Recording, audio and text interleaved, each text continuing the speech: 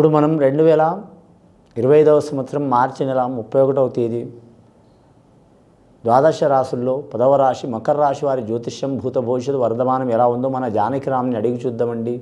ఈ మకర రాశి వారి జాతకం, ప్రశ్న, యోగం, చదువు, విద్య, ఉద్యోగం, కార్యక్రమం, పర్సనల్ లైఫ్ ఎలా ఉందో మన జానకిరామ్ని అడిగి చూద్దాం. జానకిరామ్ చూడు, మకర రాశి వారి జాతకం, ప్రశ్న, యోగం, బలం, తరించిన కార్యం, శేగం శేగి, యోగ బలం ఎలా ఉంది, ఇస్కదంతం, ఏకదంతం, అనేకదంతం ఎలా ఉంది చూడుతి.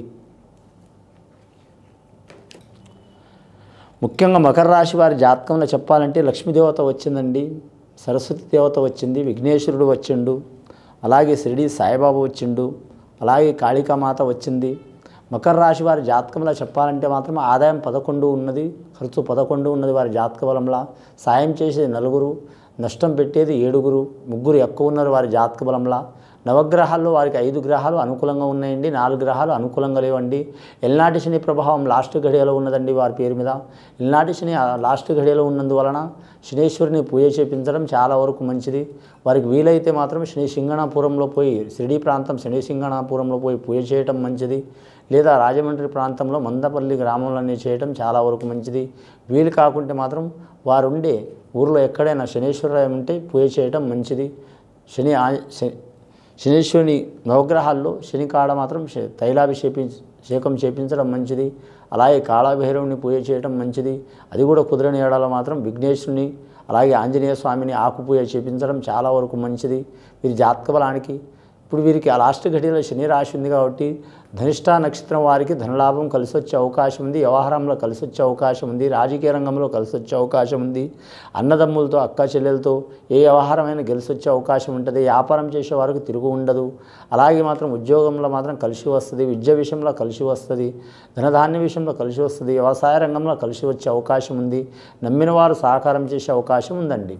ధనిష్ఠా నక్షత్రం వారు, ఈ ధనిష్ఠా నక్షత్రం వారు మంగళవారం రోజు సుబ్రహ్మణ్యేశ్వర స్వామి ఆరాధన చేయటం, ఎరుపు వస్త్ర ధారణ చేయటం, అలాగే కందులు దానం చేయటం, అలాగే వీరి పేరు మీద చూడాలంటే పగడం వాడటం, అలాగే మాత్రం వీరి జ్యోతిష్యానికి ఏ లోహాలు వాడద్దండి, పంచలోహం వాడాలి, పంచలోహం వాడితే మంచిది. అలాగే ఉత్తరాషాఢ నక్షత్రం వారి జాతకంలో చూడాలంటే మాత్రం ముఖ్యంగా సోమవారం చాలా మంచిది వారి పేరు మీద. ఈ ఉత్తరాషాఢ నక్షత్రం వారు ఎవరికి పూజ చేసినా చేయకపోయినా శివుడికి పూజ చేయటం చాలా వరకు మంచిది. శివుడికి మాత్రం నీరభిషేకం కానీ, పుష్పాభిషేకం కానీ, అలాగే భస్మాభిషేకం కానీ, రుద్రాభిషేకం కానీ చేయించడం చాలా వరకు మంచిది వీరి పేరు మీద. అన్నదానం చేస్తే చాలా మంచిదాదండి. అన్నదాత సుఖీభవ అన్నారు. మనం 100 ఇచ్చినా, కోటి ఇచ్చినా, లక్షలు ఇచ్చినా, మనం ఇండ్లు రాసిచ్చినా, ప్రపంచమే రాసిచ్చినా ఇంకా కావాలనిపిస్తుంది. కానీ అన్నం కడుపు నిండా తిన్నవారు మాత్రం చాలా అనిపిస్తుంది. కాబట్టి ఈ నక్షత్రం వారు అన్నదానం చేయటం మంచిది. ఇక వీరి జాతకంలో 3వ నక్షత్రం శ్రవణ నక్షత్రం. శ్రవణ నక్షత్ర జాతకులకు చెప్పాలంటే మాత్రం శ్రీ వెంకటేశ్వర స్వామి నక్షత్రం. అది చాలా వరకు శుభప్రదమైన నక్షత్రం. వెంకటేశ్వర స్వామి పుట్టిన నక్షత్రం. ఏడుకొండల స్వామిని దర్శనం చేయటం, ఆ గోవిందనామ స్మరణ చేయటం, అలాగే తిరుపతి వెంకటేశ్వర స్వామి దర్శనం చేసి రావటం, శనివారం నియమం పాటించడం. శనివారం రోజు మాత్రం వీరు జ్యోతిష్యంలో చూడాలంటే మాత్రం ఖచ్చితంగా మాత్రం మీరు చాలా వరకు మాత్రం ఏకాగ్రతగా ఉండటం, అలాగే శనివారం రోజు వ్రతం పాటించడం, శనివారం రోజు మాత్రం కొన్ని వ్యసనాలు వదిలిపెట్టడం, దూరంగా ఉండటం మంచిది వీరి జాతక బలానికి. అలాగే వీరి జ్యోతిష బలంలో చూడాలంటే మాత్రం ముఖ్యంగా నమ్మిన పని జయమయ్యే అవకాశం ఉంది. గత కొన్ని సంవత్సరాలు 7.5 సంవత్సరాల నుంచి పడుతున్న శని, ఎల్నాటి శని ప్రభావం వీరికి తొలగిపోబోతుందండి. లాస్ట్ ఘడియలో ఉంది. ఈ తొలగే టైంలో మాత్రం పోత మంచి చేసే అవకాశం ఉంది, చెడు చేసే కూడా అవకాశం ఉందండి. మంచి జరిగితే పర్వాలేదు, మన మంచికే.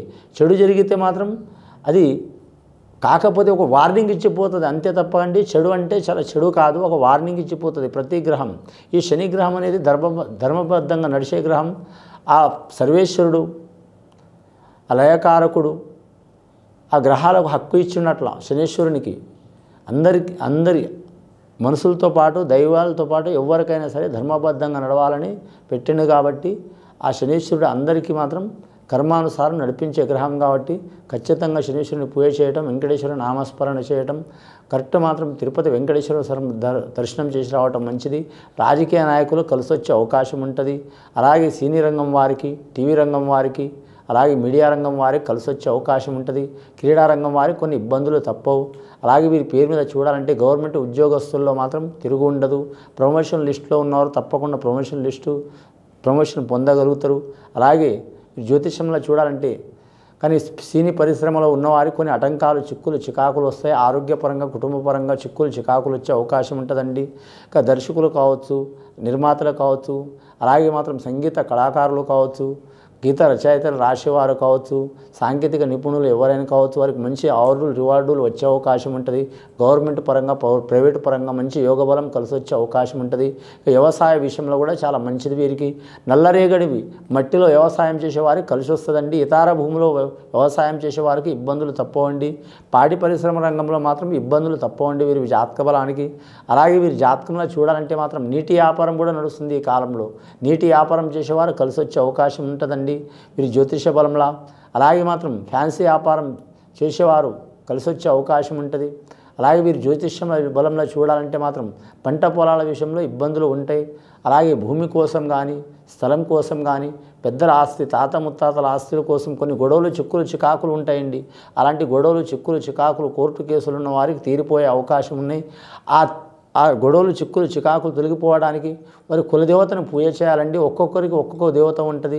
కొందరికి రేణుకా ఎల్లమ్మ ఉంటుంది, కొందరికి మైసమ్మ ఉంటుంది, కొందరికి పోచమ్మ ఉంటుంది, కొందరికి ముత్యాలమ్మ ఉంటుంది, కొందరికి గంగానమ్మ ఉంటుంది, కొందరికి పోలేరమ్మ ఉంటుంది, కొందరికి రకరకాల దేవతలు ఉంటాయి. అమ్మవార్ల పేర్లు చెప్పాలంటే 1,000 నామాలు వెళ్తాయండి. ఆ కులదేవతను ఆరాధన చేయటం చాలా వరకు మంచిది. అందరు కలిసికట్టుగా పూజ చేస్తే అందరికి మంచిదండి. వారి వంశానికి మంచిది, వారి ఇంటికి మంచిది, సంతానానికి మంచిది. వారి ముఖ్యంగా మాత్రం వారి గోత్రానికి సంబంధించి వారు ఎంతమంది ఉన్నా సరే, పడరాని వాళ్ళు ఉన్నా సరే అమ్మవారి పూజ చేయడం మంచిది వీరి జాతక బలానికి. ముఖ్యంగా వీరి జాతకం రాజకీయ రంగంలో ఉన్న వారికి మాత్రం ఛత్రయోగం ఉందండి. ఛత్రయోగం అంటే చక్రయోగం. ఎక్కడ పోయినా వారు అనుకున్న సాధించే అవకాశం ఉంటుంది. అలాగే వీరి జ్యోతిష్యంలో మాత్రం గవర్నమెంట్ ఉద్యోగస్తుల్లో మాత్రం రక్షణ రంగం వారికి తిరుగు ఉండదండి. ఏదైనా కలిసి వస్తుంది వారికి. విద్యారంగం వారికి ఇబ్బందులు వస్తాయండి. అలాగే వీరి పేరు మీద చూడాలంటే మాత్రం రొడ్ల భవనాల శాఖ వారికి మాత్రం కలిసి వచ్చే అవకాశం ఉంటుందండి. వీరు జ్యోతిష్యంలో ఆర్టీసీ రంగం వారికి ఇబ్బందులు తప్పవు. రైల్వే శాఖ వారికి మాత్రం కలిసి వచ్చే అవకాశం ఉంటుంది. అలాగే వీరి జ్యోతిష్యంలో నీటిపారుదల శాఖ వారికి కలిసి వచ్చే అవకాశం ఉంటుంది. విద్యుత్ రంగం వారికి ఇబ్బందులు తప్పవు.